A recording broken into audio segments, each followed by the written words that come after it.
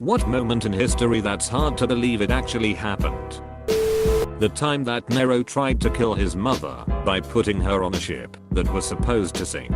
Except it didn't work because she climbed onto a bed and floated back to the shore. To fix this, he sent a small group of soldiers to go meet her on the beach and stab her to death. The mast was supposed to fall on her as well, but it landed on one of her friends next to her, and so one of the crew had to saw a hole in the bottom of the boat. When one of her other friends realized what was happening, she yelled out, "I am, name, mother of Emperor Nero, come to my aid," or something along those lines, and this drew the attention of the oarsman, who promptly beat her to death with the paddles, allowing Nero's mother to escape. The way I've heard it told, she made her way back to the palace and told her son what had happened, who then ordered soldiers to kill her. When they approached, she bared her stomach and invited them to stab her where her ungrateful son had been born from. When the English monarchy was restored in 1660, King Charles II ordered the posthumous execution of the members of parliament involved in his dad's execution who had died during the interregnum. Basically, he wasn't going to let the fact that the guys were dead get in the way of vengeance. He literally had them dug up, hung the corpses, and then beheaded them.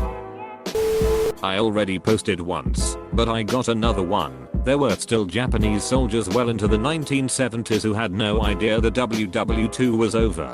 Like, they just got left behind by the Navy and held out on isolated islands for decades. One guy in particular spent his time feuding with the Filipino police. Everyone tried to tell him the war was over, but he thought it was a bunch of propaganda. Word eventually got back to Japan, where they had to look up his commanding officer, who had since left the military for a career as a businessman, and fly him to the Philippines. Only after receiving a direct order from his commanding officer did the guy stand down. The time Liechtenstein invaded Italy with an army of 80 soldiers and returned with 81. That time Emperor Napoleon escaped from the island he was imprisoned on after his army was finally defeated, snuck back into France under the nose of King Louis XVIII and literally every royal guard and roadblock from Marseille to Paris. Then when he was actually caught just outside of Paris, he managed to persuade the soldiers, who just so happened to be former Bonapartists, to escort him into Paris, where he managed to successfully cause the king to flee, on top of raising a full army to wage war against Europe again. The only time in history an emperor took back an entire country just by waving his hat. The Newport 6 scandal. Ike. This was shortly after WWI. There was an investigation launched to root out homosexuals in the Navy. The investigation was conducted by having undercover agents, have sex with them and to report their findings in very vivid detail to the guys heading the investigation. No homo. Also, FDR was Secretary of the Navy at the time and signed off on the whole thing. The dude who first wore a top hat caused a riot by wearing it out on the street. Apparently women fainted and a mob of screaming people formed. He was arrested for breaching the peace for wearing a top hat.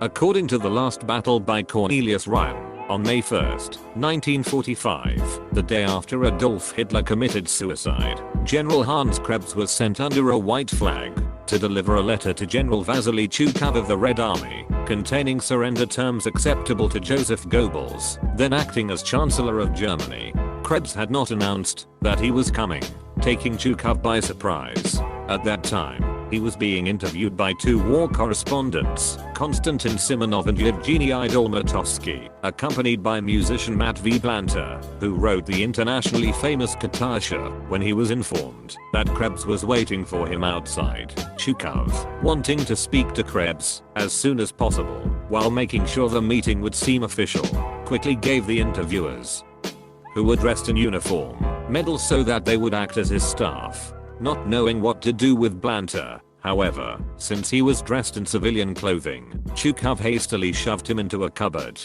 and ordered him to keep quiet, which he managed to do for the duration of the meeting. Unfortunately, the meeting came to nothing, as the Soviets would accept nothing but unconditional surrender. Once the meeting is over, just as Krebs and his men are leaving with the bad news, Blanter passes out from lack of oxygen and falls out of the cupboard onto the floor of the room right in front of them. There was a scene in the film Downfall showing the events of this meeting. but the scene was removed out of worry that it would not be taken seriously, even though it really happened.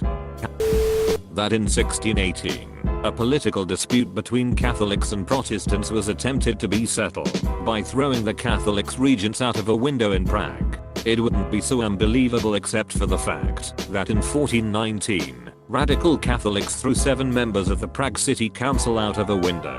Wikipedia. Or Wiki Defenestrations of Prague. Didn't Australia name a pool after a drowned PM? Like, really guys? A Russian sculptor was commissioned to make a statue of Christopher Columbus as a gift for the Americans, kinda like the Statue of Liberty. After the painstaking process of making it and shipping it to America, the Americans essentially said no thanks and sent it back. So the sculptor cut off the head of the statue, sculpted a new one, and called it a statue for Peter the Great. You can still see it in Moscow. The 1904 Summer Olympics Marathon Wikipedia. Or Wiki Athletics at 1904 SUMMEROLYMPICS %E2%, 80% 93 men 27th marathon, where the winner was given a mixture of rat poison and brandy by his trainers. A Cuban postman finished in 4th despite getting food poisoning midway through the race. And a couple runners were nearly killed due to the generally poor conditions and organization or fiating of the race. The Great Molasses Flood of 1919. A storage tank at a factory in Boston burst, killing 21 people and injuring 150 more in a 35 miles per hour tidal wave of molasses. When Ya Boy Caesar was kidnapped by pirates and he laughed at them for low ransom and told them to raise it. Then over the course of time it took the Romans to raise the money. Caesar developed something of a friendship with the pirates to the point where he was joining in with their games and exercises. When the ransom arrived, he handed it over to the pirates and was set free. With his freedom he returned to the pirate ship, which was still where he left it, took them as prisoners, and then crucified them. Edit. Yeah, I forgot to mention that he told them previously he'd crucify them, but they thought he was joking. The 335 years war between the Isles of Scilly and the Netherlands started in 1651 and ended in 1986 when a historian was trying to debunk the myth that the two were at war. He discovered that the two were in fact at war and didn't know it. This prompted the signing of a peace treaty to end the longest war, to have 0 battles and no bloodshed. The Dutch more or less declared war and forgot about it. The Dutch ambassador joked that it must have been harrowing for the Scillians to know we could have attacked at any moment. Edit. To correct some ambiguity, the Isles of Scilly are a region of Britain, not a country. The 1995 break-in at Sussex Drive, Canadian Prime Minister's home. Attempted murder thwarted by PM's wife brandishing loon statue. My favorite part is PM Craigie, after his wife woke him in a panic, tried to tell her it's just a dream. Wikipedia. Org wiki ANDREDALLAIREHTHEBREAK-INTL. Dr. Very Canadian assassination attempt.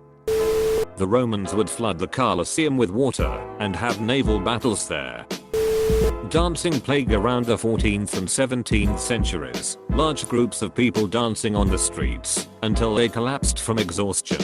It is so strange that is hard to believe. Rwanda. I still can't believe that I was in high school during one of the most well-planned and carried out genocidal massacres of the second half of the 20th century. Everyone watched it happen, and still we just went on with our lives. If you haven't seen Hotel Rwanda yet, watch it. The most respectful territory control that currently happens. Hans Island is a small island that is contested territory between Canada and Denmark. Every few months, a platoon from one of the nations goes to the island, takes down the other country's flag to put up their own, drinks a crate of booze left behind by the other army. They'll drop a crate of their own booze and then leave. Viking Siege of Paris. Leader pretended he was dead and asked to be buried in Paris. The French let him in. He jumped out the coffin and opened the city gates to his army. Edit. Wasn't Paris, I believe it was an Italian town near Rome. Leader was Bjorn Ironside, not Ragnar. Every time I read about the Battle of Stalingrad I'm just astounded human beings went through that and how Russian victory was actually achieved.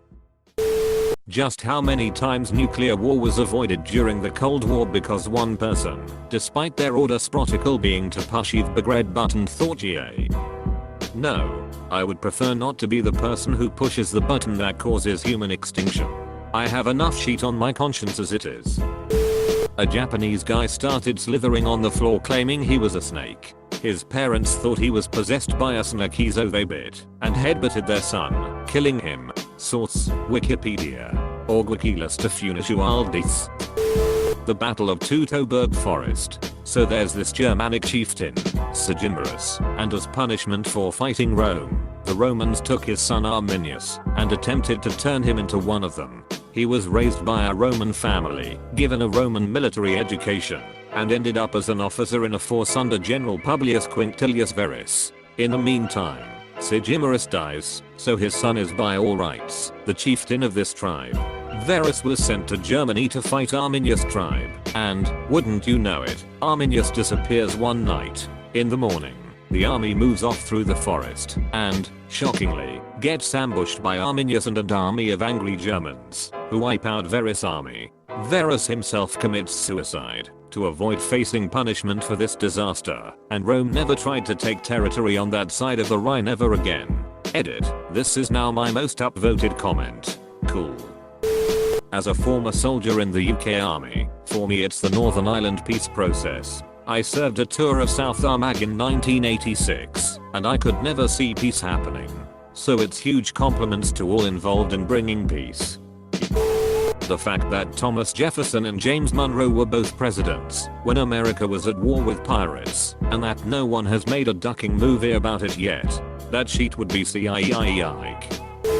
There was that time Pepsi became the 6th most powerful military in the world. So Pepsi signed a deal with Russia in the 60s to trade bottles of vodka for Pepsi, and since the ruble wasn't an international currency, yet they couldn't pay in cash. Fast forward to the 70s and the deal expires, so the USSR has to come up with a new one. So, for $3 billion worth of Pepsi, the USSR give them 17 submarines, a cruiser, a frigate, and a destroyer. Pepsi then sent them to Sweden to be dismantled. But for those few days they were a great military power. http redkalinka.com Russian blog 78 The day Pepsi became a great military power. That World War I started because a Serbian terrorist plot to assassinate Archduke Franz Ferdinand of Austria-Hungary failed miserably. When a terrorist threw a bomb at the Archduke's car, he forgot there was a 10-second delay, and so it harmlessly bounced off the Archduke's car and exploded under the car behind him. The terrorist who threw the bomb then tried to swallow a cyanide capsule and drown himself in a river, but the river was only a few inches deep and the capsule just made him sick, and so he was arrested.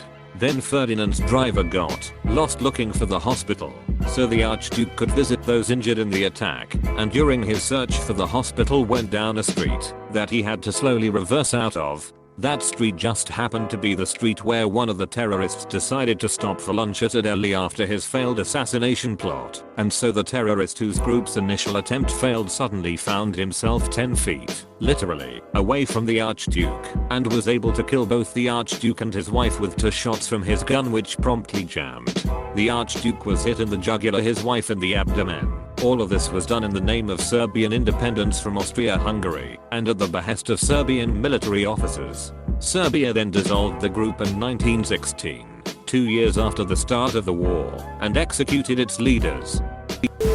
I have one. On March 10, 1942, just over 3 months after Pearl Harbor, the Americans fled Java Island, but they inadvertently left behind 18 Americans. So a person called Master Sergeant Harry Hayes repaired a B-17, and, despite having no flight training before, let alone flown a plane, he successfully piloted the bomber, along with the other 17 Americans, to Australia, even without maps and instruments.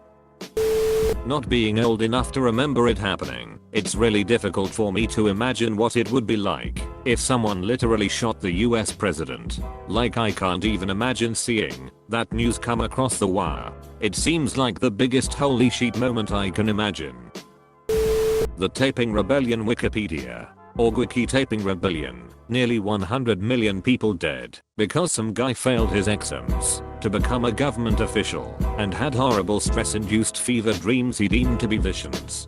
5 years later, he decided the visions meant he was the younger brother of Jesus Christ, meant to spread Christianity throughout China and overthrow the existing dynasty.